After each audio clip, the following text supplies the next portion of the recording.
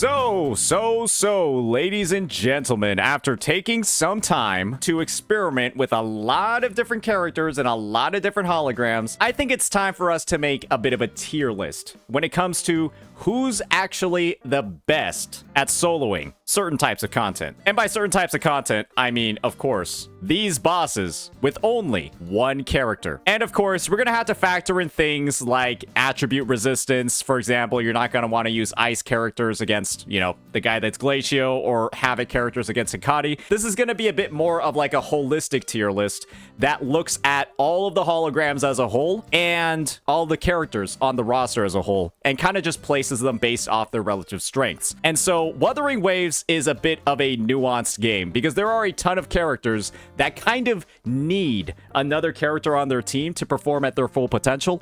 Otherwise, they're going to be pretty severely handicapped. And so those are the characters you might be seeing in D, while those with amazing mechanics on things like their dodge counters, they might be a little bit higher. And so with that, let's go ahead, let's get right on into it. We're going to start with some of the limited members of the roster first, and then work our way down. And it's going to be pretty clear why a lot of people are in certain spots. First up, we're going to have Jiyan. I'm gonna be honest, it's either like D or C. This guy is one of, if not the worst solo hologram characters that might actually be on the roster because of one thing. Bro is essentially extremely liberation reliant to do any damage at all in his rotations. And this is kind of like the critical part about him that's a little bit awful. When it comes to Jiyan, his best in slot Sonata set requires you to use an intro skill to gain its increase to arrow damage. And so what that means is that to even use Jiyan without griefing your rotation, you essentially, or not even rotation, without griefing your clear by not having a full 4-piece, you have to use lingering tunes on him. And so that means he's not getting the 4-cost echo buff that he actually wants. He's not getting these buffs either. It's a rough situation. It's a really, really rough situation. Jiyan's going down here for a lot of reasons. You need a fuck ton of ER if you're trying to actually liberation off cooldown so high that he's not going to deal any damage in the build. You got to put lingering tunes on him. It's a lot of work for a character that does not really do anything at all when his liberation isn't up. And so with that, he's made for rotations, he's made for teams, he's not made for solo content, and this is the other thing, guys. The critical part about him. His dodge counter sucks ass. His dodge counter is fucking bad. The motion values on this are horrible.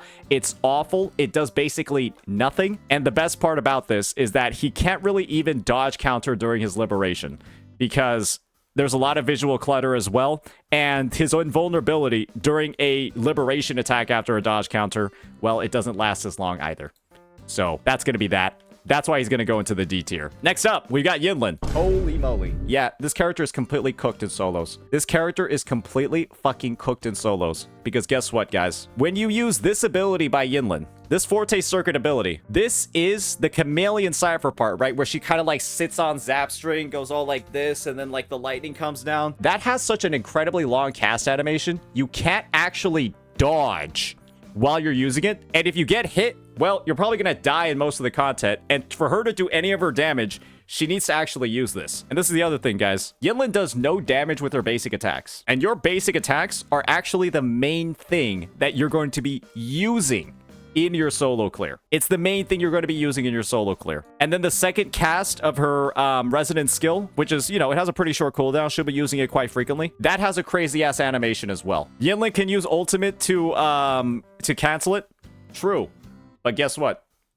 You're not going to have your ultimate the entire time because her resonance liberation cost is pretty decently high. And so you're going to get maybe one cancel in, and then for the rest of them, to keep up that duration, and of course, actually deal the damage of Chameleon Cypher, which is pretty significant, you could be in for a bit of a rough time. And of course, you also have to factor in that Yinlin is a sub DPS. One thing we also have to keep in mind as we go through the rankings is the level of visual clutter that the characters are going to have as well. And while Yinlin isn't like the most ridiculous when it comes to all the graphics and the sound effects, or not the graphics, but the visual effects that she has, they are pretty significant too. So she's going, maybe I'll put her in C. Maybe I'll put her in C because at least she's not as liberation reliant as Jiyan to actually do anything. That's all the characters from 1.0. All the limited characters from 1.0. Bit of a, interesting list that we have going already. They're not ranked very high. Now we got Jinhsi. I think she might actually be worse than Yinlin. This character basically requires teammates to do any damage at all. If you have no teammates on Jinhsi's team, you will not be able to do things like activate her outro skill. You won't be able to do things like build up her forte. Guys, the reason why Jinhsi is so bad in solo content is because of this. Summoning the power, homologist with the set. Why is this so why is this such a fruity ass outro skill? Jinhsi may now gain incandescence via Eras in Unity from damage of the same attribute more effectively at one time every 1 second for 20 seconds. That's essentially how fast her Forte circuit builds up from attribute damage on her team. And if you can't cast this outro skill, guys, well, guess what? If you can't cast this outro skill, you're not going to get anything on your Forte circuit, and you're never going to deal this damage properly.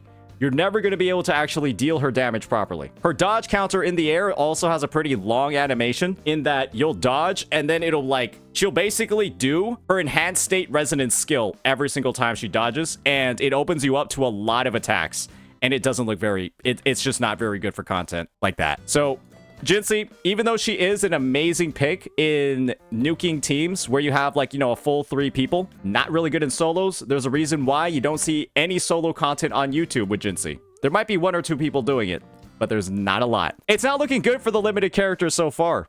It really isn't looking good for them, but it's going to get better with this pick. Changli. I think Changli either goes into A or B. The reason why is that Changli is one of the few characters in the game that is able to sort of fund or really consistently build up her own Forte circuit via True Sight. She's got 2 stacks of her resonance skill, decent amount of parry windows across all of her attacks. She can attack in the air. She can attack on the ground. She has a lot of variability in what she can do, and she can face a lot of different types of enemies. However, she needs to really time her attacks incredibly well, especially on something like Flaming Sacrifice, which she's going to be using oftentimes right after her liberation or right before her liberation. Her outro skill doesn't matter here. Her intro skill, not having it is a bit rough because it gets into her stack management. But if you're able to time this Flaming Sacrifice attack very well across her kit, you can actually get some decent performance out of her. Maybe this was a character I should have used instead of Pheobe. In the tournament, where I just got wiped because I was using Pheobe for the first time. Maybe Changli would have been better. Changli also has the bonus that Yinlin doesn't have, where she actually gains 40% damage reduction while casting Flaming Sacrifice. And in solo content, right, you might get hit by something incidentally while you're going out and you're trying to land all these attacks. And so this damage reduction, right, even if it's not the craziest thing ever, could be something that you can actually use and can be helpful for those clears. So yeah, with that, Changli, very mobile, can close gaps really easily, very, very good parry windows, and only has a couple of hiccups when it comes to using her enhanced heavy attack. But you can get some decent work out of her. Next up, we've got our first character of 1.2, and this one is going to be Zhezhi. I'm gonna be real here. Zhezhi's actually kind of decent. I experimented a bit with Zhezhi, and her ability to basically zip around the battlefield, specifically through using her Forte circuit, and then just have her Resonance Liberation kind of beam down on the enemy that you're facing continuously over the duration. Her ability to zip around with this Forte circuit ability allows her to just dodge so many different attacks and reposition herself away from when the boss is doing some crazy stuff. Think about things like Hikate's Blender or the Mephis kind of jumping around into the sky. There are so many different ways that you can dodge things with this, avoid a lot of issues that are present in the enemies or in the hologram kits that other characters aren't able to counter. And the best part about it is that she has incredible uptime on this. She just needs to build up her Forte circuit, cast this 3 times, and then just build it up again. She has almost no downtime because this ability that summons the things that she teleports to with her Forte circuit, it has a 6-second cooldown. It has a literal 6-fucking-second cooldown. It's one of the shortest in the game, and that gives her very, very respectable on-field performance, even if you're not making use of things like her outro skill buff. And so I'd actually rate Zhezhi pretty damn decently high. One of the better characters to tackle this sort of content with. And now, we got Xiangli Yao. I'm gonna be honest here. I think Xiangli has a spot in either A or S. And he's another character that I potentially should have thought about using in the tournament. The reason why I'm ranking Xiangli so high is because of one thing: his Resonance Liberation. Xiangli's Resonance Liberation is a state that basically buffs his basic attacks. It buffs his skill. It buffs a lot of different things in his rotation. It does have a fairly high resonance cost, but the best thing about it is that this state, enhanced state that he enters, it lasts 24 seconds and the cooldown is 25. And so what you kind of ended up doing is you build up your liberation using this character. You use your liberation and then you don't use your third hypercube, right? He obtains 3, and then once he uses the last one, the state ends. You just use the first 2 hypercubes, and then you don't use the third one until his liberation is about to end. And so you might be missing like parts of like the time slow. You might be missing the parts that can make the clear a bit easier by delaying the enemy's attacks, but you gain access to all of these buffed parts of his kit for the full duration of 24 seconds. He is a little bit tricky to use, but he does also have a very, very strong dodge counter as well, right? The multiplier here is absolutely insane. And so you can get a lot of mileage out of him. But the one thing that holds him back, and the one thing that holds him back quite a bit if you don't have a lot of practice with him, is this: those time slows can really mess with a character's rotations, and it can really mess with when you think the boss's attacks are coming. And when you have to dodge all the content, or you have to dodge all of the attacks in hologram content, and you have a character who's slowing down time and potentially making it harder to dodge, you got to make sure you're using those time slows at the right time. And so there is a bit of a learning curve there. I think I'm going to put him in S.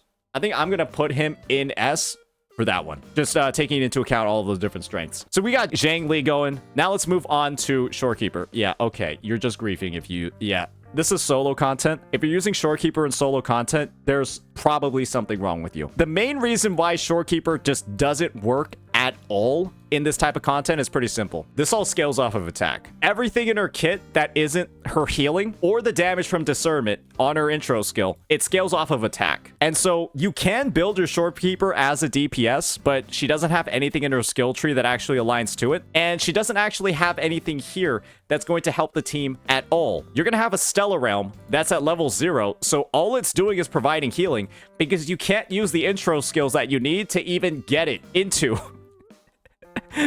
its later stages. So don't use this character, please.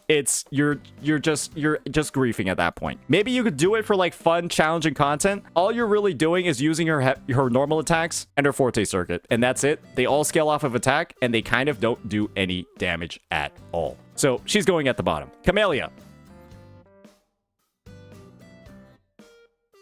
Guys, Camellya might be one of the worst solo characters in the game for one specific reason. I think she might go into D, actually. Camellya's kit doesn't functionally work at all if she doesn't have a teammate. The reason why is pretty simple. She consumes a resource called a Crimson Pistol to deal damage in her rotation, to build up these Crimson Buds that she then uses to buff her ephemeral status. The thing is, Camellya, right? The only way for her to build up Crimson Pistols to buff her ephemeral is to use her intro skill. And guys, can you use your intro skill in solo content? The answer is no. You can never actually use your intro skill in solo content, and so all of your ephemerals, all of that damage will never actually be buffed. And let's be real here, right? Let's be real here. Each Crimson Bud consumed additionally increases the damage multiplier of Sweet Dream by 5%, up to 50%. You don't have this ever in solo content. It is actually impossible to build up this buff in solo content. And you know what that means, ladies and gentlemen? This character has basically half of her kit. She has the same sort of issues as Jiyan when it comes to getting her to work. Oh, and on a similar note, I think it's fine to bump Jinhsi down to D. And the reason why it's fine to bump Jinhsi down to D as well is another reason. Her Spectro set, that's her best in slot, is also one that only activates upon using an intro skill. So this is another character that requires lingering tunes to function properly in solo content. That's not something that I can recommend anybody do. Build an entirely new lingering tune set with Spectro damage on your 3 costs, the 4 costs that matches the weapon, just so you can try using the character in solo content when half of their kit focuses on having a teammate. It's not really something that I can recommend for a lot of players. And that's why I'm just kind of like moving all of these characters down here. If they're super reliant on another character on their team to properly function, they're getting rated a bit lower. And I think it's fair to rate them a little bit lower. That's going to be Camellya. Now let's move on to Carlotta. I think Carlotta goes into A. The reason why I say Carlotta goes into A is that she has some really amazing parts in her kit for holograms. She might go into tier S. The reason why I don't want to rate her as high as a solo character is pretty simple. She unfortunately has incredible reliance on her Resonance Liberation for her to kind of like do anything. And the problem is that the cooldown on her Resonance Liberation is a little fucking high. It is one of the highest cooldown abilities in the game at 25 whole goddamn seconds. And while she does have great ways to like gain damage immunity, like using her Forte Circuit, unfortunately, she has to use a lot of basic attacks during her downtime. And Carlotta's downtime is one of the worst things in the game. The reason for that is that her dodge counter is one of the worst dodge counters in the game. Genuinely, probably the worst dodge counter in the game. From the perspective of it has a decently long cast time, but it does almost no fucking damage at all. Almost no damage. And so the only times that this character is functionally doing anything in solo content is when she's using the Forte Circuit, which has a 22-second cooldown, using a Resonance skill, which has a 14-second cooldown but gets reduced by her Forte Circuit, or her Liberation, which has a 25-second cooldown. Carlotta is incredibly, absurdly, ridiculously good in team content where that cooldown can be spent on other characters who will then buff her. But when she's just waiting out her cooldowns while not really dealing any damage at all with her basic attacks, you kind of feel like you're not doing anything at all. You genuinely feel like you're not really doing anything at all. So she's safe. She's very safe. She does a lot of damage on select abilities, but her downtime is just like, what's going on here, man? And so that's why I'm going to rate her top tier, but I'm not going to rate her at the very top because there are other characters who functionally have no downtime at all. Absolutely no downtime at all. We're not there yet, though. Next up, we got Roccia. I think Roccia is a solid... She might go into either B or C. And the reason why I'm thinking about putting her into C is that she has respectable on-field damage. She has a great set that she can use. I'm just going to use my Camellya, for example, right? Roccia fully benefits from using something like the Havoc Eclipse set, where after using a basic or heavy attack, you get the Havoc damage. Roccia is able to stack that up super easily. The problem is, holy shit, she might be one of the most interruptible and deadly for the player characters to play in the game. Because, I'm not gonna lie, she has to air dodge to functionally do anything in her rotation, and air dodges are not very good in hologram level content. And it's not even her air dodging to dodge projectiles. It's her air dodging because she has to bounce right next to the enemy, start bouncing right next to the enemy, and getting her 3 plunges repeatedly, consistently, to actually deal damage, it can be really rough. And when her plunges, they don't really deal much more damage over the next. When her plunges incrementally deal more damage for each one you do in a row, well, you kind of want to get all of them off. And when this ability lasts several seconds and you can't really dodge either, it's rough to do. Roccia in content that can one-shot you is low-key a nightmare to play. But I will say that if you are willing to learn it, I do think that she is usable. But she could easily go into D, if we're frankly being real. That's gonna be the first member of the Fool's Troop. Now we got the second.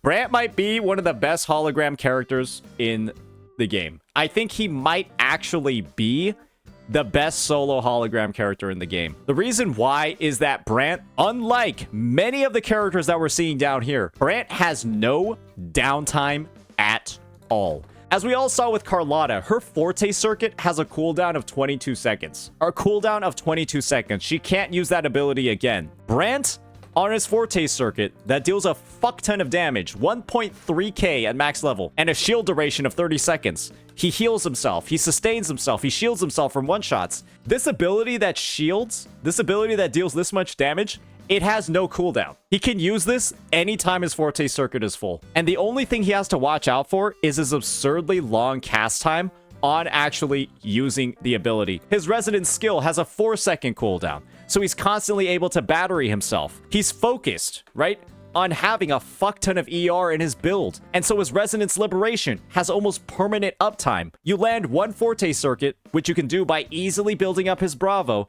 You get healing from building up his Bravo. You use this ability, gain a massive fucking shield, and then you use his Liberation after you used your first Return from Ashes, and then you get 100% more efficiency in gaining the second one.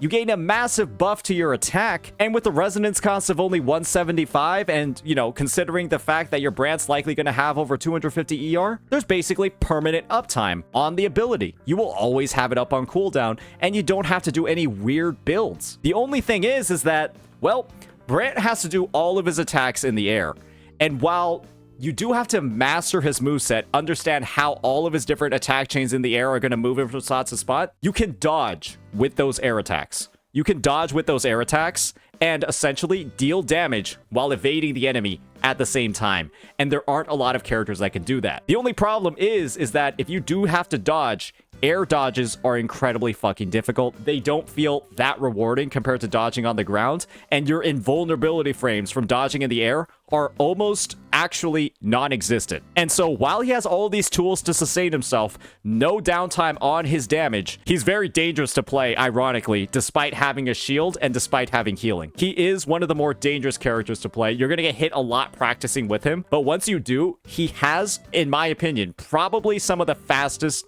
overall clear times in the game. And so with that, let's go ahead, let's start moving on and get us into the previous additions to the roster. I skipped over Pheobe. I don't like this character in solo. I'm gonna be honest, I don't like this character in solo. I might just put her into C. The reason why is that this character, I got to try her out in the tournament because I got my pick of Brant and SRover kind of ruined. This character essentially needs to enter either state for her to stack Spectrofrazzle or deal damage based off the number of stacks of Spectrofrazzle character or stacks of Spectrofrazzle are on the enemy. And I'm going to be fucking real here. This attack does almost no damage if there's no Spectrofrazzle stacks on the enemies. It does 82.69 times 3.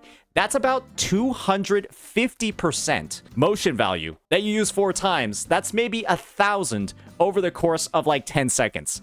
That is dog shit when some abilities in the game just straight up, 255%, just deal 1,000 on the initial cast. Pheobe, to deal any damage at all, basically requires the enemy to have Spectrofrazzle on them.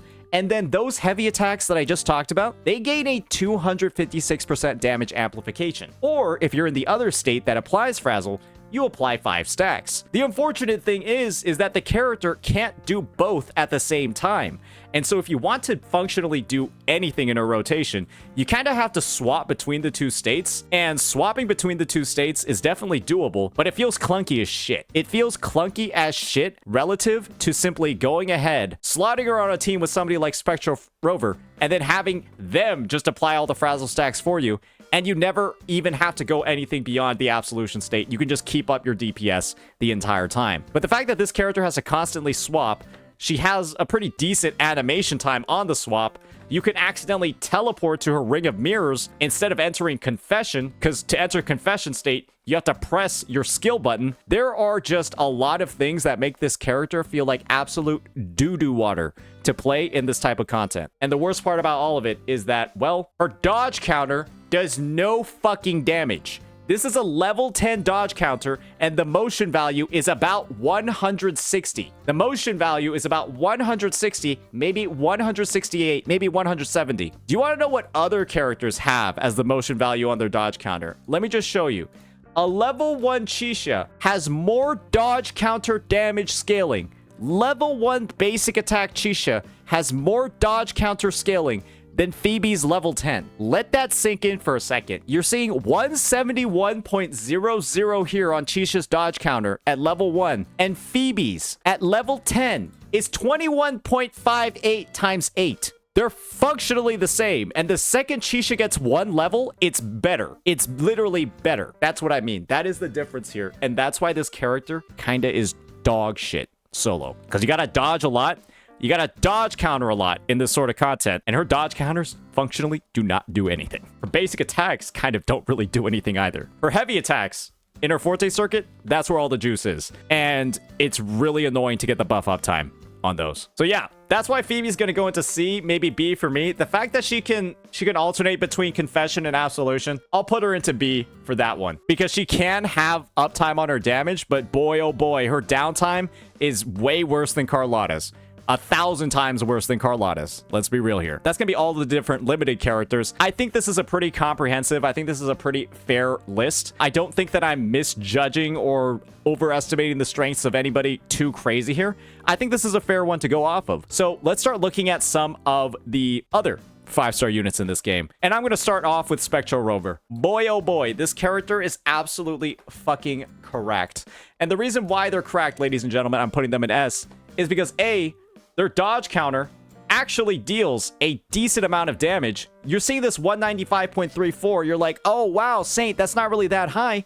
Well, guess what? They can follow up with it with this heavy attack after tune. And so their dodge counter, in all honesty, more so really deals around 300-something% damage because you're using the dodge counter and then you're typically always following up with the after tune damage. They're kind of like a 1-2 combo when you're using this unit. You also have incredible parry frames on the basic attack, one of the easiest to use parries in the game, and against bosses like Hikari or bosses like the Tempest Mephis, it's nuts. Next up, they're constantly applying their damage via Spectral Frazzle, building it up, keeping it at 10 stacks the entire fight, and when you know how long solo holograms go, that Spectral Frazzle damage is going to stack up pretty damn well over time. And because you're spamming dodge counters and you're spamming aftertune, right? This attack over here, you're constantly keeping this Forte circuit filled, and you're constantly applying this shimmer, constantly applying the frazzle, and dealing a pretty decent amount of damage on a 6-second cooldown. 6-second cooldown. Then you have the Resonance Liberation, a decent nuke with a cheap energy cost that you're constantly spamming skills for. Just look at this. You're getting a shit ton of energy as well from using the ability. You're dealing a decent amount of damage. You're applying a ton of frazzle stacks, and the cooldown isn't very high. It's only 20 seconds. It's way shorter than other characters' liberations. And the best part about all this, the character is very DPS oriented, but they have their own heal too. If you have their S4, they heal over the course of the fight. And so that's just another thing that's going into it. You can tank a hit or two. You can afford to take a decent amount of damage because you'll be able to constantly heal every time you're casting that liberation. And it's got a short cooldown as well. You also get 20% free ER just from their sequence nodes, all this bonus damage, and of course, 15% crit rate from using the resonance skill. And then you also have the 20% crit rate from them being on this set. And so they have 35% free crit rate. You end up in a situation where, boy, oh boy, they kind of just build themselves. And it's absolutely absurd. They're super easy to use, super simple to build, and they can reach stat totals or like critical damage numbers that are just absolutely fucking ridiculous. That's gonna be my shilling for SRover. They're not as tanky as Brant is though, and while they do have like a little bit of downtime comparatively to Brant, and they aren't able to dodge while dealing damage at the same time as well as Brant, but boy oh boy, these two characters are some of the top hologram clearers in the game, and I'm gonna be honest, they're probably the best 5-star units to clear holograms in the game. So with that, let's move on to another member of the roster, the other part of Rover, HRover. I'm gonna be honest, guys. I don't feel like HRover is as good.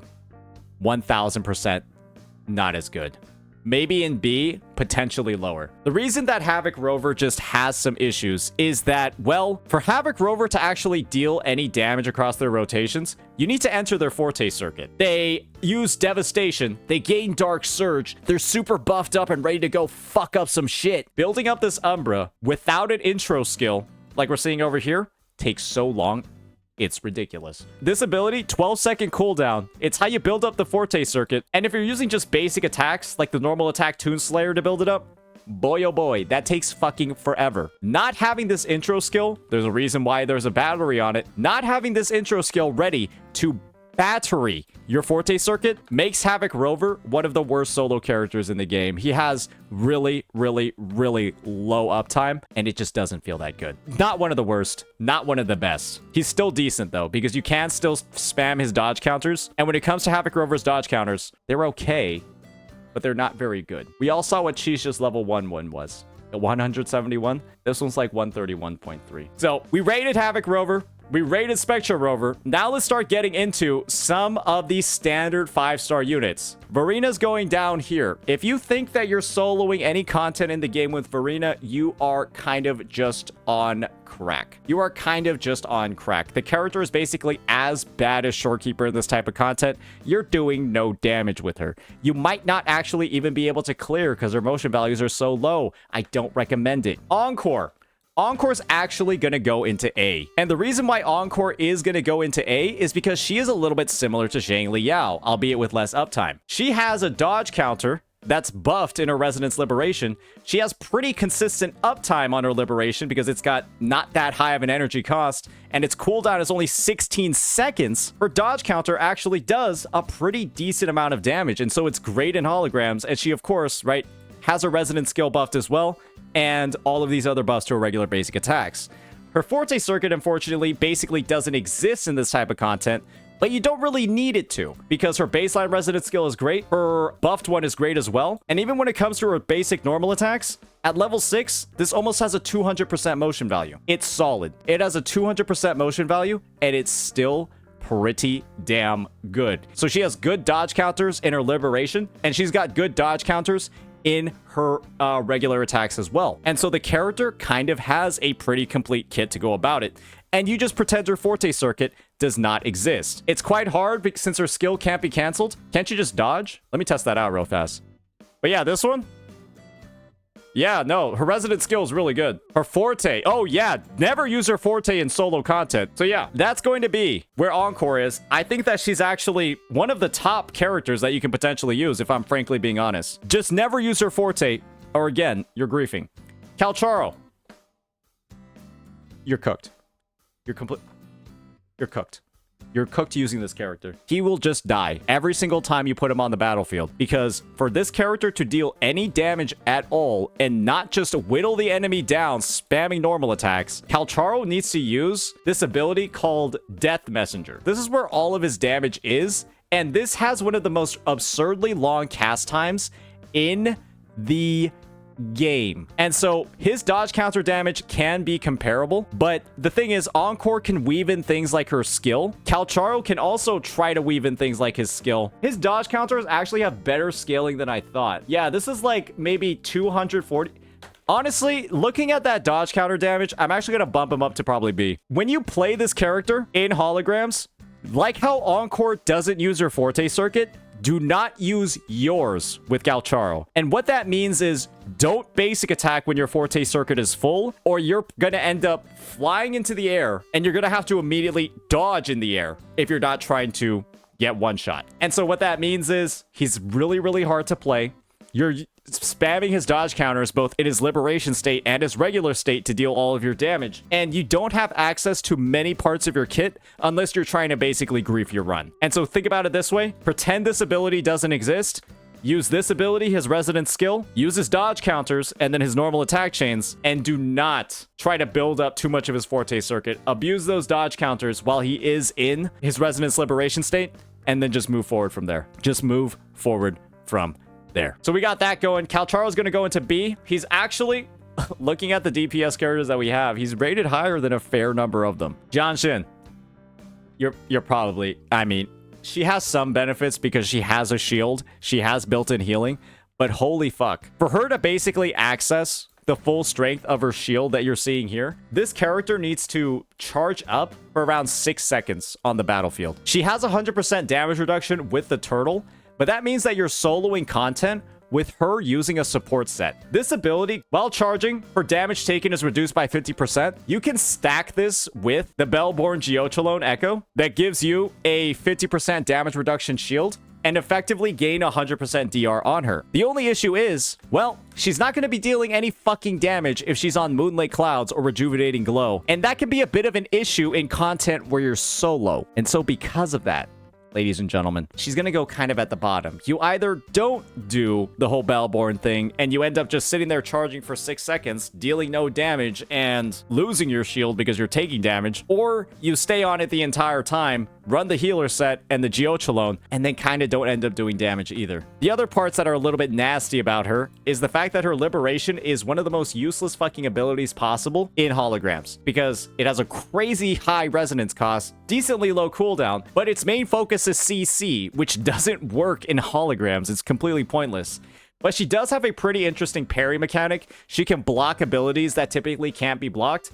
Unfortunately, the cooldown is a little bit long, but the motion values are okay. They're not amazing, but they're okay. I think I'll rate her at the bottom of C. Next up, we got Lingyang. And boy, oh boy, there are some people getting upset with how I judge Lingyang. So when it comes to Lingyang, he actually has okay things going on. This character has one of the longest fucking kits in the game. And I think the main thing about it is that his dodge counters aren't terrible, but boy oh boy, when he bounces on the fucking bongo drums, activates his Forte circuit, and then starts like dancing around and trying to deal damage at the same time, it's a completely different way of actually playing the game and playing the typical hologram fights. I think that his elevation hurts him more than it helps him. He probably would be easier to play on the ground, but all of his damage is kind of oriented around activating this state. And of course, he can spam this Resonance skill too. He can spam it, use the new Glacial set, do all of that stuff. And I guess as a whole, considering it doesn't interrupt his basic attack cycle, and then he gains a 50% glacial damage bonus, he's got a decent number of self buffs, right? A pretty decent duration, low resonance cost, duration of 14 seconds, cooldown of 20. He should have decent uptime on that as well. Unfortunately, a lot of the stuff that you're seeing on here, like these inherent skills, they're not going to buff him that much. But I will say, surprisingly enough, Lingyang probably goes into either bottom of B or top of C. Probably somewhere in between here, because his dodge counter still does okay damage. He can get a good amount of time on his buffs, and he doesn't need to do anything overtly dangerous to actually gain his buffs and use them in combat. Nothing overtly dangerous. And so with that, that's going to be all the 5-star characters. Now it's time to move on to the 4 stars. And this is where the list actually gets a little bit crazy. Danjin is probably better than Xiangli Yao. Danjin is one of the best solo characters in the game, and I'll tell you exactly why. This is the reason why. Damage of resonance skill Crimson Erosion, triggered by dodge counter Ruby Shades, is increased by 20%. The HP cost and stacks of Ruby Blossom recovered are doubled. What this means is that when Danjin uses her enhanced resonance skill after a dodge counter that she does in her kit, the damage is increased, and the Forte circuit generation is also massively increased as well. And this is the thing, guys. A full energy chaos cleave does a fuck ton of damage. And so the more Danjin dodge counters, the more time she's able to use this full energy chaos cleave and this full energy scatter bloom, get the healing, and deal a massive fucking amount of damage. This Crimson Erosion, right, that she does, not particularly high relative to the chaos cleave, but she's using this to battery this Forte circuit even faster. And then her dodge counters, while they might not do an absurd amount of damage, the fact that they are buffed inherently across her kit, and the fact that you're spamming dodge counters all of the time in solo content, she essentially uses a combination of her dodge counter, Crimson Erosion from her resonance skill, and then batteries the fuck out of her Forte circuit and constantly gives her access to full energy chaos cleaves. And let me be real here. The motion value on this attack is 123 times 7 plus 370. That is a fucking lot. Danjin also gets a shit ton of buffs, of course, right? When she has more than 60 Ruby Blossom, more crit. When she's at low HP, which she will be as the only character on the team, right? Because the HP cost of using her Crimson Erosion after dodge counter is increased. She's always at 1 HP in solo clears. She gains more havoc damage as well. There are just so many things about her that make her absurdly, ridiculously synergistic with being kind of like the only character on the team. She kind of performs better in solo content than she does with a team, because much like Brant, she has basically no downtime in her kit. Absolutely no downtime at all in her kit. No cooldown on Chaos Cleave. The only cooldown she has is a Resonance Liberation, and she batteries like crazy on the full energy damage Chaos Cleave. So that's why Danjin is going to be easily in the top. Next one, Aalto. Aalto goes into S. You might be wondering, wow, isn't this one of the shittiest characters in the game? Aalto is bad for a couple of reasons in most content. The reason why he's typically bad is this guy does not function in AoE. He's one of the worst AoE characters in the game. But holograms are single target only. And it turns out that this character, with his sequence nodes, right?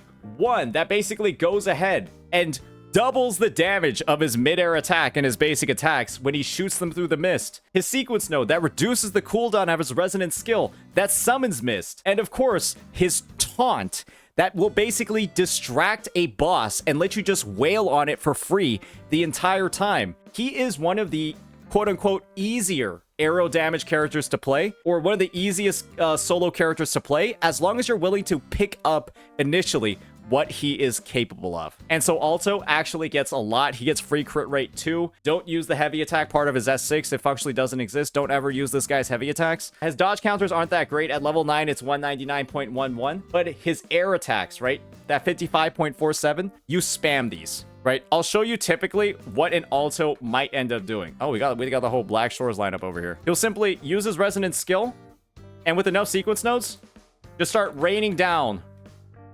I mean, yeah, he goes bang, bang, bang, bang, bang for a reason when he does that. And he just does that the entire time. Enemies are hitting the clone instead of him. And if you figure out some of the nuances in his kit, he's not that hard to play. But it does take a little bit of picking up, and he's a lot more focused on positioning. He's a lot more focused on proper positioning with his mist that he summons in combat to get it all done. That's gonna be where Aalto goes. You could potentially think about putting him in A, but he has a lot more tools than some of the other characters. Chixia goes into S. And of course, you all probably know why Chixia goes into S. We already talked about it. This ability is, her dodge counter is the most stupid thing in the game. Her dodge counter actually, the scaling on it functionally does not make sense. Her dodge counter at level 1 is higher than multiple characters with dodge counters at like level 6, 7, or 8. She basically can just spam dodges the entire time. When the boss is doing something with downtime, she basically uses this ability and her Forte circuit together to just kind of like, you know, start shooting them while backing up and creating distance. She ends the Daka state with a gigantic bullet that does a crazy amount of damage and is automatically critting with enough sequence nodes. And then she freezes time completely. Unfortunately has a high resonance energy cost, but she freezes time completely and deals a massive amount of damage with her liberation. And so you just stack a shit ton of ER on this character. You spam the dodge counters. You use the Daka when you have downtime in a hologram boss's moveset, and there's plenty of downtime, don't worry. And if the enemy tries to hit you, you hit them blammo right in the face with one of the fattest dodge counters in gacha gaming. Let me just show you what the scaling looks like as you get higher and higher. It goes up to 340% damage. The dodge counter literally goes up to 340% damage at max level. It's unethical. It is basically unethical at this point. It's fucking ridiculous. So that's that. That's what we got to see. We've talked a lot about the 4-star units. Now we got to get into some of the ones that maybe don't perform as well. Taoqi as a solo unit, I'm going to be real here. She's a bit like a sustain in that she does almost no fucking damage at all, but you will not die if you're using her. She is a defense scaler. She has a 50% damage reduction built into her kit, and she functions quite well. Overall, she functions quite well as a sustainer, but as a solo unit, the damage just isn't there. And unfortunately, I do think against a lot of bosses, you literally will run out of time trying to use her. And so because of that, I think she has to go into the bottom alongside the rest of these two, who are similarly going to run out of time. Mortefi is actually pretty decent. If you build him with enough damage, Mortefi can just like sit there, use his range attacks, dodge counter, use his resonance skills, and then just have his resonance liberation active the entire time because its cost isn't too particularly high, and he's just throwing out those coordinated attacks. And he's not awful on field, he's not amazing, but he's still able to do a decent amount. And because he's ranged, he's typically a lot easier to play than other units. And while his dodge counters aren't as strong as Chixia's, they do something. They do something. He has constant access to this Fury Fudge Forte circuit, and the damage there isn't necessarily bad either. And of course, his Resonance Liberation, right?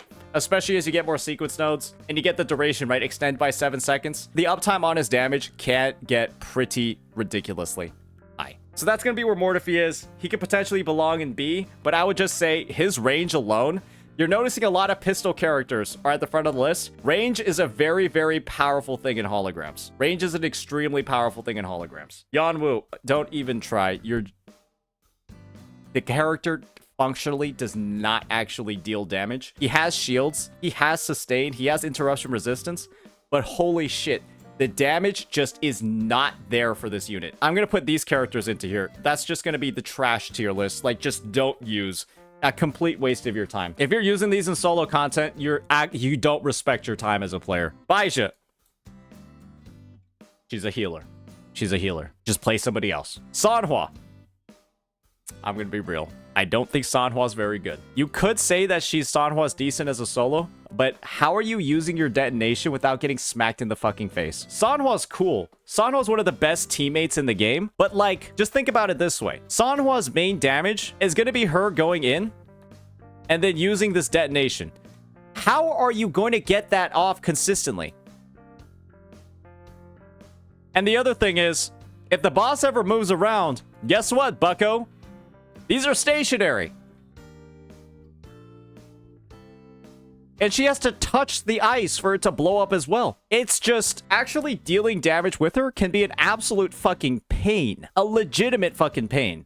You can learn the boss patterns and everything. You can do all of that stuff. But if the boss just decides to move, which it will do in a fight like Hecate or the Tempest Mephis, it doesn't matter how many boss patterns you learn, especially if you're a cheeky Twitch chatter. It doesn't matter how many boss patterns you learn if you're going against a boss like the Mephis or Hecate, because they will just move randomly. This is the thing over here. We got one guy in here that genuinely has no idea what he could be talking about. You've seen the Hecate fight. It will randomly do any move at all. And half of Hecate's moves teleport her to the other side of the target. She actually goes invisible, just randomly. And so to go in with this idea that simply memorizing the patterns will tell you exactly where Hecate is, who knows what you're saying at this point?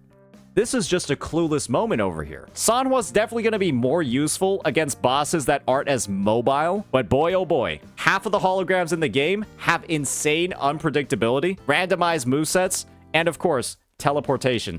That can cause some issues. Sanhua, in my mind, I think she goes to top of C. The unreliability of her damage relative to other characters, I think she goes into bottom of C. Yeah, I think bottom of C is the right part to put her. She's far too unreliable in actually dealing damage, and too much of it can miss. Relative to, I mean, I'm going to be honest here. I can't think of anybody else on the roster who will be as unreliable as her when she is being on-fielded the entire time. Yeah, I don't know anybody who has that much of like a problem with enemies moving. So yeah, I think Sanhua is going to go into C. I'd rather take Taoqi than Sanhua. Yeah, I think anyone saying that Sanhua is good hasn't actually played her in holograms before. Yangyang.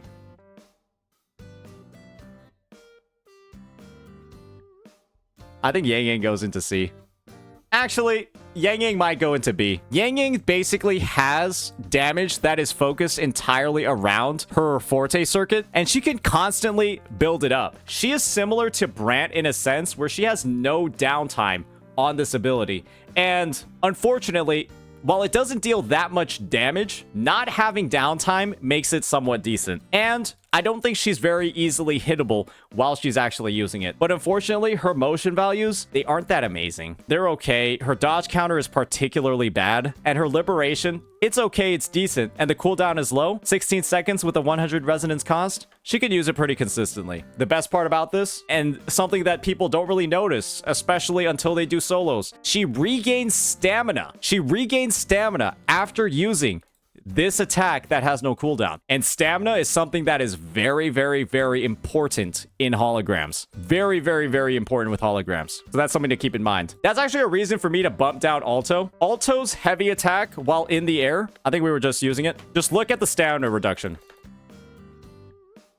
That will build up over time, especially because when you're doing a normal attack chain, your stamina actually regenerates. While you're doing the most damaging Aalto combos, his stamina goes down. Or is it somebody that's just doing basic attacks? So that's why I'm going to bump down Aalto from S. He has that one weakness over there, and it can be a very, very major one depending on how much you're willing to learn with him. Youhu. She's actually probably the best healer for holograms. The reason why is that Youhu actually has a significant amount of damage scaling in her kit. I don't know if any of you have actually been keeping up with her and like how her kit works. Damage bonus, attack, resonance skill, no cooldown, crit rate increase, and crit damage increase. She actually has a lot of damage-oriented stuff. She's got built-in healing. She's kind of like a... I'm going to be honest here. She's kind of like she's kind of like a bad version of SRover. I think she might alone, with her healing and damage combo, she might be worth putting into C or somewhere around C. Potentially even higher. She has, of course, been used by players like Rexlent in certain types of solo content, and that's content that these characters can't really do that well. Maybe she goes into the bottom of D. And so, yeah, people have soloed with Youhu because she is damage focused. They have soloed with her because she's probably the most damage oriented healer. And while she definitely isn't as good as Brant, I think she goes into C. I'm gonna be honest. I think she goes into C. I think having healing alone lets her be in C, and she has the damage throughout her sequence nodes and her kit to make up for it. Lumi. Boy, oh boy. So something really interesting about Lumi is that her dodge counters actually deal a lot of damage. They actually deal a lot of damage. This is a level 1, as you're seeing here. 84.15 plus 16.83 times 5. That's actually kind of high. If we level it up even more, that's going to be 91 plus 18 times 5. Guys, that's like 180 at level 2. We were talking about how absurdly good Chixia's was, and hers was like 180 at level 2. This is extremely high. The only thing is, of course, is that she needs to be in the red light state to activate it, but you're constantly swapping in between her two forms. You're getting an electro damage bonus in that form, and boy, oh boy, Lumi's got a pretty decent nuke as well, with a pretty high cooldown and high energy cost. But honestly, with the amount that you're sort of like swapping in between her two states, you're able to actually do a decent job. And of course, right, Lumi's got the incredible benefit of when the boss is doing something you don't really like, you can just go in and just start running, right? You can just run away. You can actually just kite them. You can just do this. And of course, stamina is going to be a bit of an issue. A big issue, right? But you can manage it. You can learn how to manage it all. But because the stamina is such a big issue, I think I'm going to put her in around somewhere in here in B. But those are going to be my top overall picks. My top overall picks when it comes to solo content. Xiangli Yao maybe goes into A. I think Xiangli maybe goes into A. Now that I think about it, I think he goes into top of A. I think Xiangli goes into top of A. The rest of these characters are just like random placeholders, so we'll just skip over them for now. Overall, I would say that this kind of like has been the list for a pretty long time. There's a reason why there's so many solo clears that you're seeing of Danjin and Chixia on YouTube. The reason for that isn't because like people are like, oh, I'm gonna use a weak 4-star character to solo content. It's because these two characters are absolutely fucking busted for solo content. SRover is another example of someone who's absolutely fantastic. And of course, Brant is the fourth one that is showing up over here. These 4 characters are so absurdly good, especially relative to others. And the main reasons for it is no downtime in their kits, constant access to their forte circuit and their damaging abilities. And there's no need to like wait on cooldowns, wait on rotations, or just like wait on doing certain things, much like other members that you're seeing over here. No crazy resource management in terms of stamina other than Danjin losing all of her HP. These characters have all of the tools necessary to make their clears and make their runs just feel so damn good and smooth. And ironically enough, a lot of the characters who are extremely high tier, extremely powerful, extremely strong in the meta, in things like the TOA, in things like Whimpering Wastes, they're kind of dog shit as solo hologram clears. Your Camellya's, your Jinhsi's, your Jiyans, they're just not very good. And the reason for that is that all of their abilities, or so many of their abilities, their synergies, especially the ones down here, they're unlocked by working together with other teammates. And so that's why I think there's always something very unique to think about when it comes to solo content. There are some characters that are just strictly better than others in solo content, but oftentimes those characters, especially the Chixias of the Danjins, are just not very good at all in teams. And so there's trade-offs in one way or another, but it's just nice that there is a form of content where a lot of the, not really Brant, but a lot of characters like this, who maybe haven't gotten a lot of recognition, are still able to perform exceptionally well. Let's group Aalto into there with that. Overall, this is the list. I think we've done a pretty decent job. I think we've thoroughly explained every unit, and I think it all makes sense. So with that, let me know what you all think. Peace.